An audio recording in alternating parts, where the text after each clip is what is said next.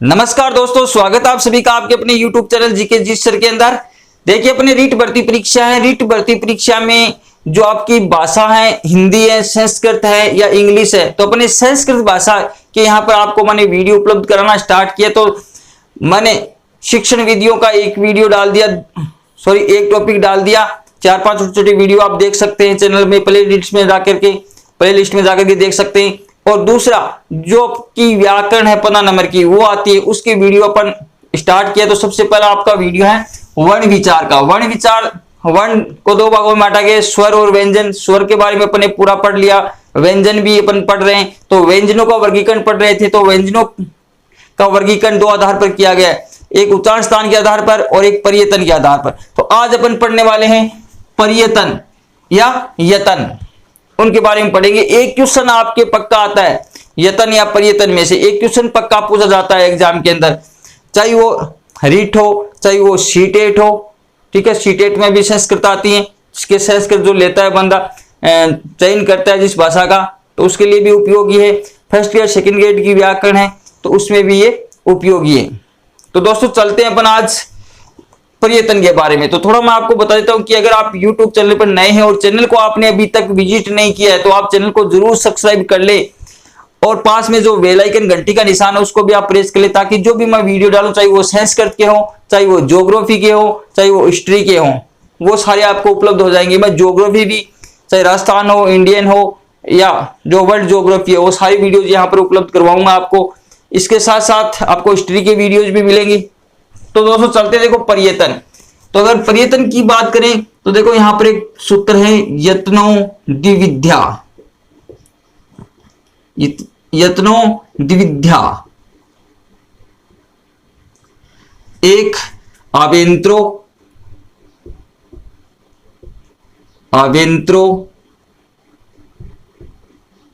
और बाह्यस्थ।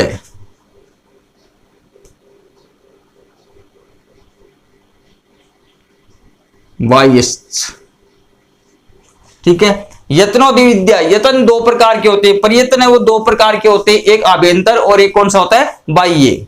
2 प्रकार के पर्यतन होते हैं, एक आभ्यंतर और एक बाह्य। तो सबसे पहले अपन पढ़ेंगे आभ्यंतर पर्यतन।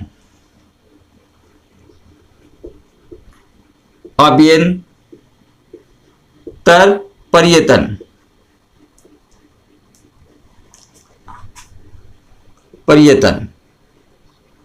देखो आभ्यंतर पर्यतन क्या होता है और बाह्य पर्यतन क्या होता है, ये मैं आपको बता देता हूं। कि जब हम कोई भी वर्णों का उच्चारण करते हैं ना, तो मुख से अंदर कंठमणि है, कंठमणि तक, मुख के अंदर से लेकर के कंठमणि तक जो कोई भी अंग स्पर्श होता है, जब हम वर्णों को बोलते हैं तो वो कौन सा होता है, आभ्यंतर।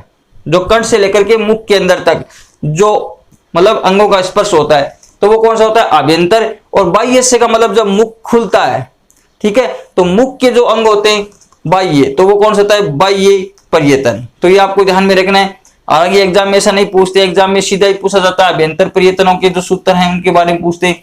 तो आभ्यंतर पर्यतन को 5 भागों में बांटा गया और भट्टोजी दीक्षित के अनुसार जो व्याकरण सिद्धांत कौमुदी है उसके अनुसार 4 भाग किए गए। तो 5 कौन कौन से अपन उनके बारे में पढ़ लेते हैं। देखो सबसे पहला आपका है स्पष्ट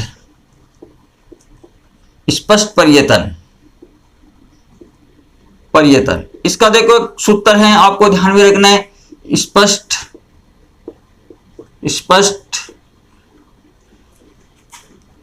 पर्यतनम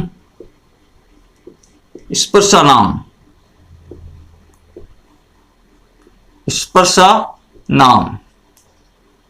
यह आपको ध्यान में रखना है।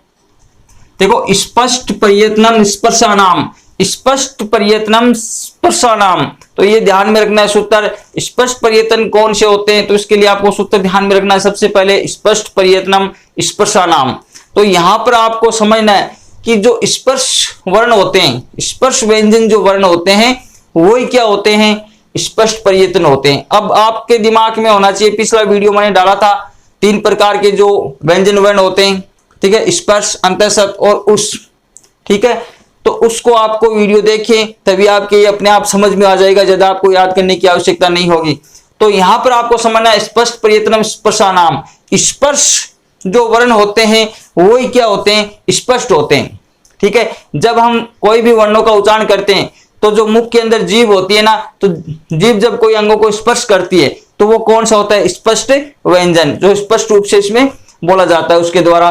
तो स्पर्शा नाम, स्पर्श में मैंने आपको एक सूत्र बताया था, कादियो माउसाना, कादियो माउसाना, स्पर्शा नाम की जो कै से लेकर के मै तक के वर्ण है, कै से लेकर के,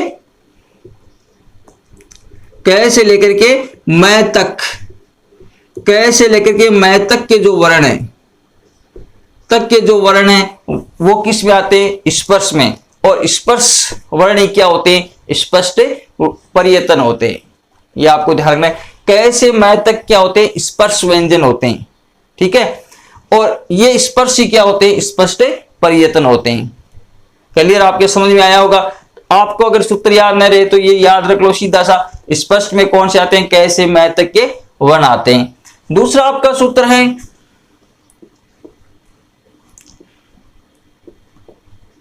ईसत या ईसद स्पष्टम,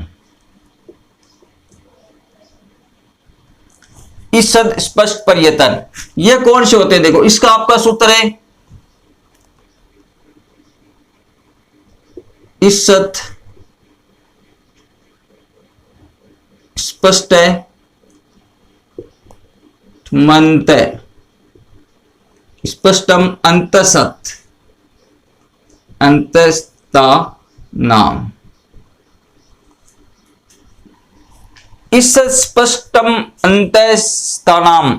देखो इस स्पष्टम अंतस्तानाम की जो अंतसत्व व्यंजन होते हैं, यहां पर देख सकते हैं आप, मैं में से ए निकल गया, अंत, फिर देखो स्थानाम, तो अंतसत जो व्यंजन होते हैं, अंतसत जो व्यंजन होते हैं ना, वो किस में आते हैं, इस स्पष्ट में आते हैं, इस स्पष्ट परियतन में शामिल किए गए। अब अंतसत कौन से होते हैं, ये आपको ध्यान में रखना है, ये व रे ल, ये व रे और ल, ये किस में आते हैं, ये व रे और ल किस में आते हैं, अंतसत व्यंजन में आते हैं। और अंतसती कौन से होते हैं, ईसत स्पष्ट होते हैं। तो ये आपको ध्यान में रखना है,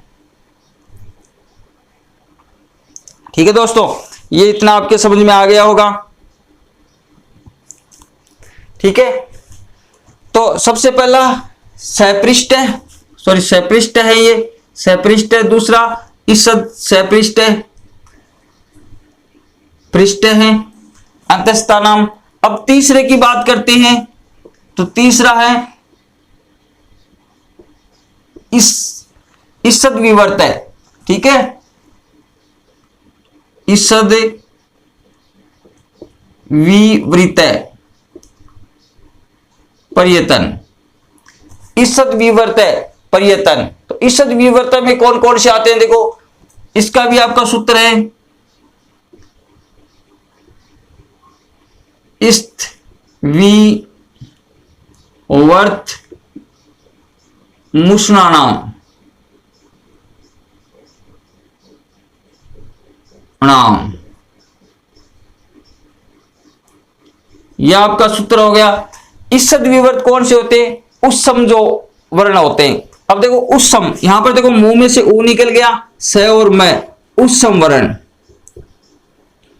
तो सल उस्मान मैंने आपको एक बताया था, सल उस्मान, तो उत्सम वर्ण में कौन से आते हैं, सल, सल जो प्रत्याहार है, देखो से और है, ये कौन से होते हैं, ईसद विवर्त। ये कौन से होते हैं, ईसद विवर्त, से है। अब आपके तीनों क्लियर हो गए कि व्यंजनों को तीन भागों में बांटा गया। स्पर्श व्यंजन, तो स्पर्श व्यंजन किस में आते हैं, स्पष्ट में आ जाते हैं। फिर अंतसत व्यंजन जो किस में आते हैं, ईसद स्पष्ट में आ जाते हैं। और फिर आपके उत्सम व्यंजन, उत्सम व्यंजन किस में आते हैं, ईसद विवर्त में आते हैं, ईसद विवर्त में आते हैं। तो ये आपको ध्यान में रखना है तीनों। फिर देखते हैं चौथा देखो विवर्त, विवृत, विवर्त में किसको शामिल किया गया, देखो विवर्त सवराणाम, सवराणाम, स्वराणाम जितने भी स्वर है, देखो जितने भी स्वर है वो किस में आ जाते हैं, विवर्त में आ जाते हैं। जो स्वर है वो किस में आ जाते हैं, विवर्त में आ जाते हैं। ये ध्यान रखना है, सभी स्वर किस में आ जाते हैं, विवर्त में आ जाते हैं। ये आपको ध्यान में रखना है। जितने भी स्वर हैं, ए ई उ री लरी ए ओ, ठीक है, आई औ, जितने भी स्वर है ना, तो ये किस में आ जाते हैं, विवर्त में आ जाते हैं। अब बात करते हैं, देखो संवृत।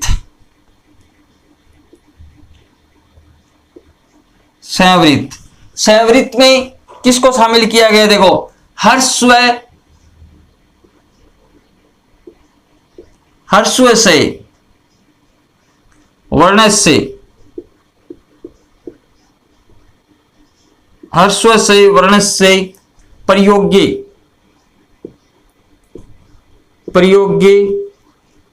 संवृत है। यह आपका सूत्र है। एक आपको ध्यान में रखना है, प्रक्रिया दशायाम,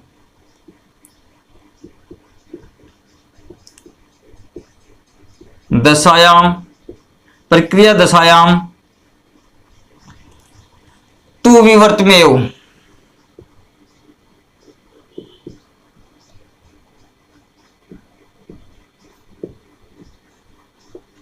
ये आपको चीज मुख्य रूप से ध्यान में रखनी है। देखो संवर्त कौन से होते हैं, हर्स्व से, वर्ण से, प्रयोगी संवर्त। कि हर्स्व जो स्वर होते हैं, हर्स्व स्वर होते हैं वो कौन से होते हैं, संवर्त होते हैं। लेकिन यहां पर आपको ध्यान रखना है कि स्वर इसमें आ गया और इसमें सारे स्वर आ गए, इसमें हर्स्व स्वर आ गया। लेकिन आपको ये ध्यान में रखना है, देखो कि कहां पर संवर्त होता है और कहां पर विवर्त होता है, ठीक है ना। तो देखो प्रयोग्य, यहां पर प्रयोग्य नाम आया और यहां पर क्या है, प्रक्रिया। कि प्रयोग दशा में तो क्या होता है, संवर्त, और प्रक्रिया दशा में क्या होता है, विवर्त। देखो कैसे होता है, जैसे अपन बात करते हैं ए की, ए स्वर है, इसकी एक तो प्रक्रिया दशा होती है और एक कौन सी होती है, प्रयोग दशा। तो प्रयोग दशा कौन सी होती है, तो सबसे पहले हम अपन बात करें ए की प्रयोग दशा की। प्रयोग कैसे करते हैं, जैसे उदाहरण आ गया आपके दिनेश है, जैसे शब्द आ गया दिनेश है। अब देखो स के अंत में ए आ रहा है, यहां पर ए आ रहा है, ठीक है। तो ये कौन सी होगी, प्रयोग दशा। जैसे कोई का नाम आ गया वान रे, तो इसमें रे में ए आ रहा है, तो ये दशा कौन सी होगी, प्रयोग दशा। जब प्रयोग दशा के अंदर होता है तो कौन सा होता है, संवृत होता है। और प्रक्रिया दशा में क्या होता है, विवर्त होता है। विवर्त का हम देखते हैं, जैसे कोई भी संधि है वो उसमें आ जाती है। जैसे अपन बात करें देखो संधि की, जैसे यहां पर आ गया आपके राम प्लस अनुज, ठीक है। यहां पर देखो ए आ रहा है और यहां पर भी ए आ रहा है, दोनों में ए आ रहा है, स्वर है। तो लेकिन यहां पर कौन सी दशा हो रही है, ये प्रक्रिया दशा है। कौन सी दशा है, प्रक्रिया दशा। तो यहां पर आपके कौन सा है, विवर्त। कौन सा प्रयत्न हो जाएगा, विवर्त प्रयत्न। तो यहां पर देखो ए और ए मिलकर क्या हो रहा है, आ हो रहा है। जहां पर भी संधि कार्य हो रहा है, संधि का उदाहरण आपको दिखाई दे, तो वहां पर जो स्वर होते हैं उसमें कौन सी दशा लगेगी, प्रक्रिया दशा। और प्रक्रिया दशा में कौन सा हो जाएगा, विवर्त। और प्रयोग दशा में किसका प्रयोग करना है, संवर्त का। तो ये ध्यान में रखना है। अब देखो ये 5 कौन से हो गए, आभ्यंतर प्रयत्न हो गया। एक बार मैं रिपीट कर देता हूं, स्पष्ट प्रयत्न, तो स्पष्ट प्रयत्न स्पर्शनाम, जितने भी स्पर्श व्यंजन है जैसे कै से लेकर के मै तक, वो किस में आते हैं, सपृष्ठ प्रयत्न। और इस सपृष्ठ में कौन सा होता है, अंतस्थानाम। तो अंतस्थ जो व्यंजन है ये वरल है, ये किस में आ जाते हैं, ईषद स्पष्ट में। और ईषद विवर्त में उष्माणाम, देखो उष्माणाम, जितने भी उष्म व्यंजन है वो किस में आ जाते हैं, स ये है, ये किस में आते हैं, ईषद विवर्त में। और विवर्त स्वराणाम, जितने भी स्वर है वो किस में आ जाते हैं, विवर्त में आ जाते हैं। और संवृत में तो हर्स्व, जितने स्वर है, हर्स्व स्वर हैं वो किस में आ जाते हैं, प्रयोग दशा में अगर प्रयोग किया जाता है तो वो किस में आते हैं, संवर्त में। और प्रयोग दशा जैसे कोई भी नाम है उसके अंत में ए आ रहा है, तो ये आपको ध्यान में रखना है। संधि कार्य हो रहा है तो वहां पर विवर्त है, प्रक्रिया दशाया विवर्त का प्रयोग, तो ये आपको ध्यान रखना है। आगे बात समझ में, ये 5 अभ्यंतर प्रयत्न हो गए। अब अपन बात करते हैं बाह्य प्रयत्नों की। किसकी बात करते हैं? बाह्य प्रयत्नों की। तो बाह्य प्रयत्न कौन कौन से होते हैं? देखो बाह्य प्रयत्न की अगर बात करें तो देखो, एक तो विवार,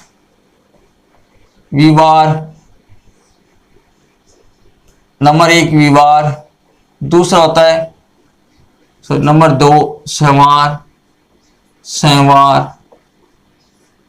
नंबर 3 श्वास है, नंबर 4 नाद, नंबर 5 घोष, नंबर 6 अघोष,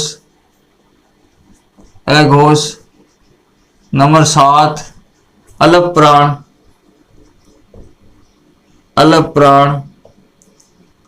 नंबर 8 महाप्राण, और नंबर 9 उदात, 10 नंबर अनुदात, और 11वां सौरित। ये 11 क्या होते हैं? बाह्य प्रयत्न माने जाते हैं।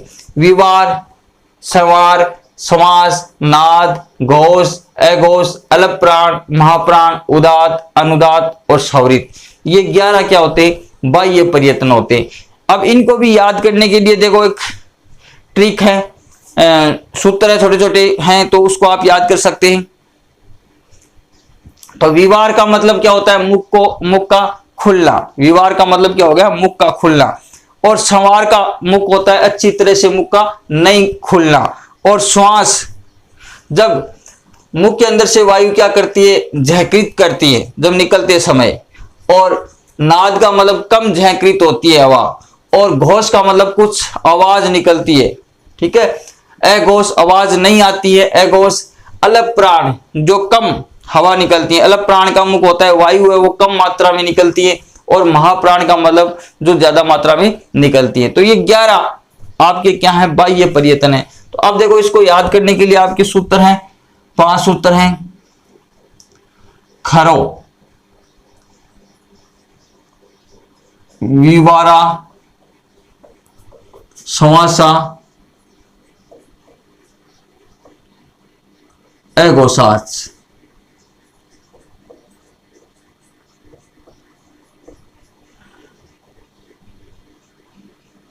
ये आपको ध्यान रखना है। देखो सबसे पहले आपका लिखा खरो, विवारा, सुमासा, अघोषाच। देखो एक तो विवार, सबसे पहले सूत्र को समझना। देखो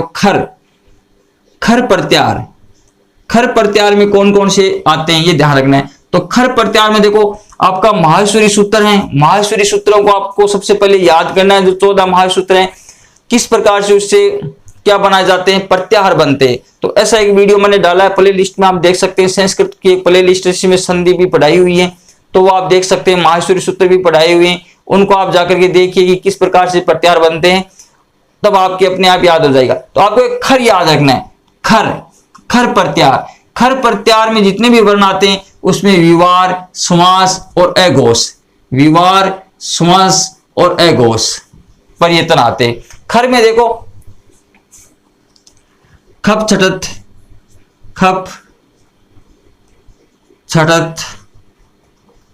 चट, तव, कपैये, से, र, यहां तक आते हैं। देखो खर में ख, फ, छ, ठे, थे, चे, टे, ते, के, पे, से। तो यह आपको ध्यान रखना है। या आप ऐसे याद रख सकते हैं, वर्गों का पहला और दूसरा वर्ण, वर्गों का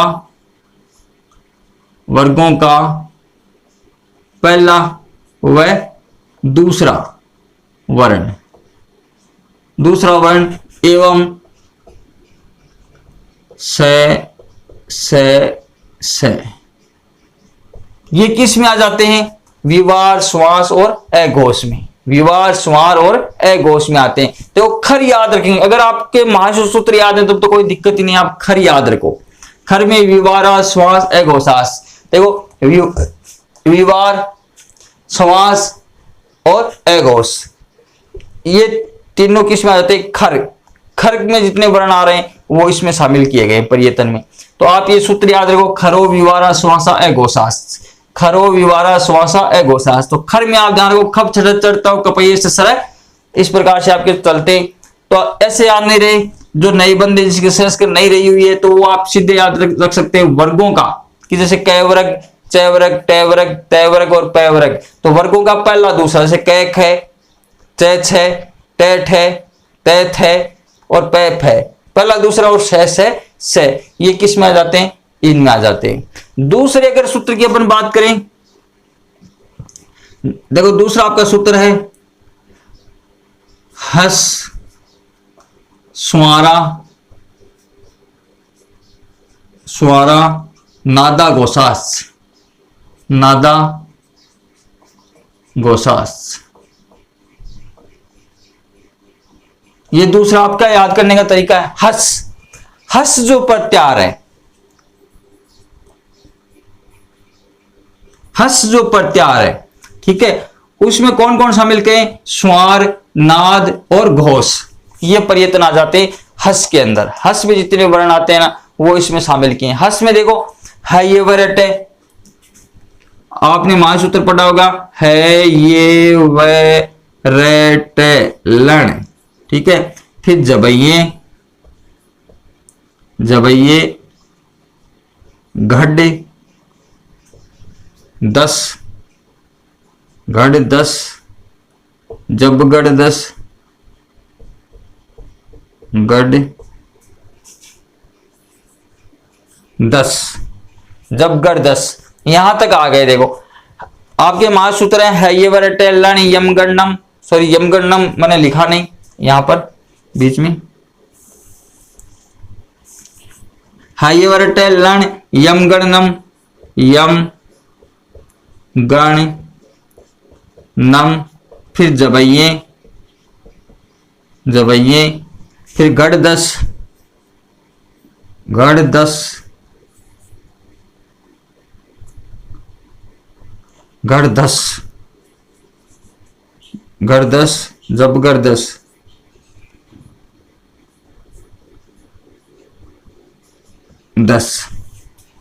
ठीक है, ये आ जाते हैं। हाँ ये वरटेलन यमगणनम जबये गढ़ 10 जबगढ़ 10, ये है आपके। तो इस प्रत्याहार जब बनाते हैं तो जो जो वर्ण आते हैं हस में वो इसमें शामिल किए गए, ये आपको ध्यान में रखना है। ऐसे अगर याद नहीं रहे तो वर्गों का तीसरा, चौथा और पांचवा वर्ण, देखो पहला दूसरा इसमें आ गया, तीसरा चौथा और पांचवा वर्ण, तीसरा चौथा और पांचवा वर्ण, ये आपको ध्यान रखना है। इसके अलावा ये व ल, ये व र ल, ये आ जाते हैं, ठीक है। ये व रे और ल, ये आ गए इसके अंदर, ये व रे और ल। एवं इसमें क्या आता है, एक आ गया है, ये सारे आ गए। देखो वर्गों का तीसरा, चौथा, पांचवा, फिर ये व रे ल और एक ये है रह गया, तो ये आ जाते हैं इसके अंदर, ठीक है। समझ में आया होगा आपके शायद। फिर तीसरा देखो, तीसरे का आपका सूत्र है वर्गाणाम, वर्गाणाम, वर्गाणाम प्रथम, तृतीया, तृतीया और पंचम,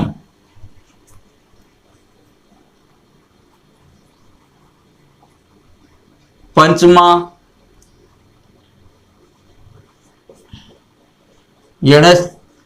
अलप प्राण, अलप प्राण, ये देखो अगला आपको याद रखना है अलप प्राण। देखो यहां पर आपको देखना है अलप प्राण, अलप प्राण में कौन कौन से आते हैं? अलप प्राण में, अलप प्राण पर्यटन में कौन कौन से वर्ण आते हैं? तो देखो वर्गानाम, वर्गों का पहला, तीसरा और पांचवा, जैसे कै वर्ग है तो क, ग और अड़े, पहला, तीसरा और पांचवा, सभी जो 5 वर्ग है, पांचों वर्गों में पहला, तीसरा और पांचवा। इसके अलावा यण, यण में देखो, यण में क्या आ गया, ये वरट लण, ये व रे और ल, यण, ये किस में आ जाता है, अलग प्राण में। या आप ऐसे याद रख सकते हो विषम वर्ण, तीसरा चौथा पांचवी जगह आप याद रख सकते हो विषम वर्ण, विषम वर्ण, विषम वर्ण किस में आ जाते हैं, अलग प्राण में। ठीक है, देखो इसे आप याद रख सकते हैं, देखो यहां से ए ल प प्राण, अलग प्राण, यहां पर 1 2 3 4 5, 5 है, 5 संख्या है, 5 का मतलब क्या होता है, जैसे 1 3 5 ये किस में आते हैं, विषम में आते हैं, तो विषम वर्ण है वो कौन से हो गए, अलग प्राण। ठीक है, अब देखो चौथा आपका है महाप्राण। महाप्राण में कौन कौन से आते हैं, तो वर्गाणाम, वर्गाणाम द्वितीय चतुर्थो, द्वितीय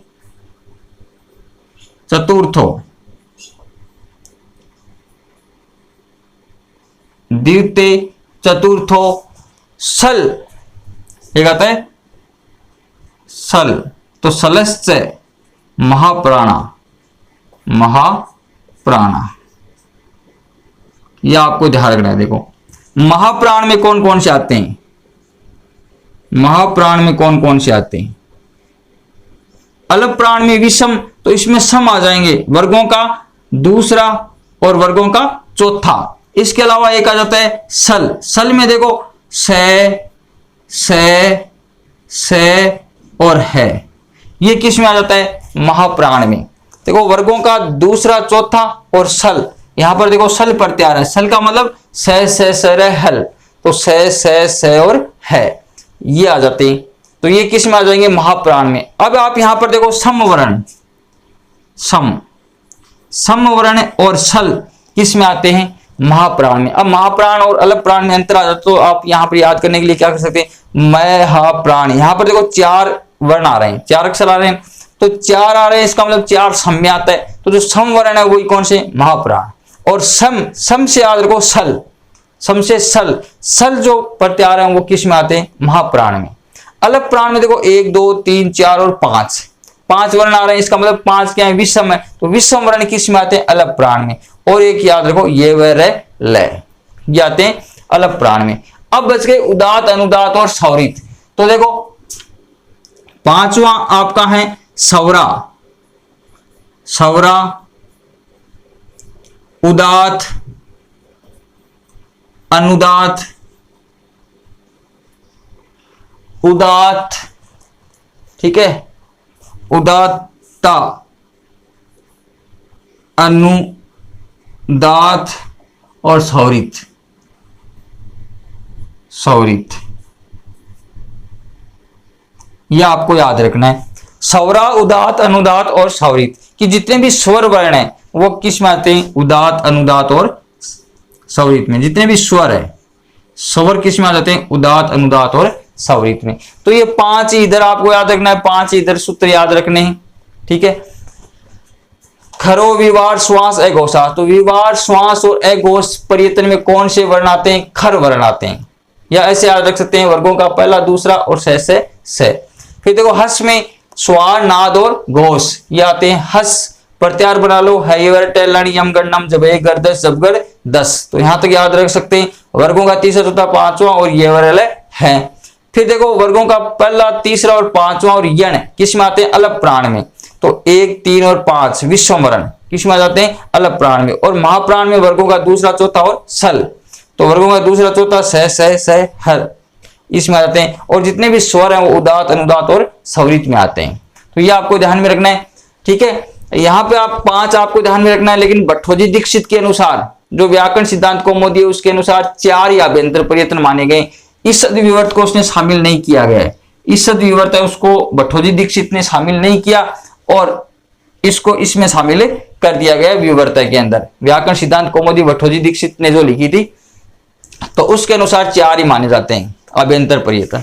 और 11 क्या है, एकादश क्या है, बाह्य प्रयत्न। सीधा सा क्वेश्चन पूछ लिया जाता है कि बाह्य प्रयत्न कति भवन्ति, तो एकादश, एकादश होते हैं। और आभ्यंतर प्रयत्न कितने होते हैं? पंच, 5 होते हैं। कितने होते हैं? 5 होते हैं। तो 5 आभ्यंतर प्रयत्न होते हैं और 11 क्या होते हैं? बाह्य प्रयत्न होते हैं। सीधा सा क्वेश्चन पूछ लिया जाता है कई बार, तो ये आपको सूत्र याद करना है दोस्तों। तो अगर आपको वीडियो अच्छा लगे तो लाइक शेयर कमेंट जरूर करना, चैनल को सब्सक्राइब करना ना भूलें दोस्तों। और वीडियो को फेसबुक व्हाट्सएप पर जितना हो सके आप शेयर कर दीजिए, ताकि मैं आपके लिए और ही अच्छे अच्छे जो संस्कृत की पूरी व्याकरण लास्ट को, साथ में राजस्थान की इंडियन जो ज्योग्राफी है वो भी आप वीडियो देख सकते हैं। मरीट भर्ती परीक्षा के लिए, राजस्थान पुलिस के लिए, पटवार जो भर्ती हैं या जितनी भी अध्यापक संबंधी भर्तियां हैं उसके लिए मैं वीडियोस उपलब्ध करवा रहा हूं आपके लिए। तो धन्यवाद दोस्तों।